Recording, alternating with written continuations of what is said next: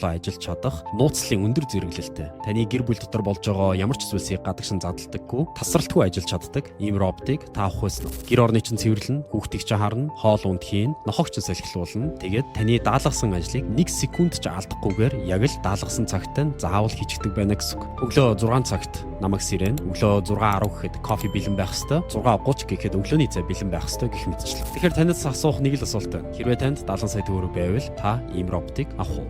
2021 онд Elon Musk роботоо анх зарлахдаа тайзан дээр зүгээр л нэг терко өмссөн хүмүүсийг бүжиглүүлж гаргаж ирж байсан. Жинхэнэ робот тэр нь ерөөсөж байгаагүй. Харин 2022 онд анхны роботынхоо загварыг тайзан дээр алхуулж үзүүлсэн. Хамгийн хэцүү ажил нь ердөө 2 хөлн дээр энэ том машиныг тогтоож барина гэдэг нь инженерчлэлийн хувьд хамгийн хэцүү ажлуудын нэг байсан гэж. 2023 он гэхэд энэ нь илүү хурдан, хөнгөн болж мэдрэгч хуруунуудтай болж эхэлсэн. Түүхийн үндгийгч хаглалгүй барьж чаддаг чадвартай болсноо хүмүүст гайхуулж харуулж байсан. Тэгвэл 2025 онд энэ нь хүнфүгийн хөдөлгөөнийг хийж эхэлснийг бид нэр энэ видеон дээрээс харж байна. Тэгэхээр алхамаар боддоор бидний нүдэн дээр хүн дүрстэй роботууд улам илүү сайжирсаар байна гэсэн үг. Elon Musk энэ дээр цаг хугацааны амлалтаа угаасаа үргэлж хэтрүүлж хэлдэг. Магадгүй 2026 онд бид нар гаргана гэх юм бол Elon Musk-ийн амлалт хойшилдог учраас бид нараас тэрийг тооцоолж үзсэн дээр баг. Тэгэхээр бодож зарах юм бол хүн ба роботын хосолсон амьдралын хэм маягийг бид нар төсөөлөх хэрэг гарна. Магадгүй хүүхдүүдийг тань роботууд харж, гэр орныг тань роботууд цэвэрлэж, магадгүй үнэхээр харилцаа сайн байх юм бол эрчүүд нь роботтойгоо үерхэж, эмэгтэйчүүд нь хүртэл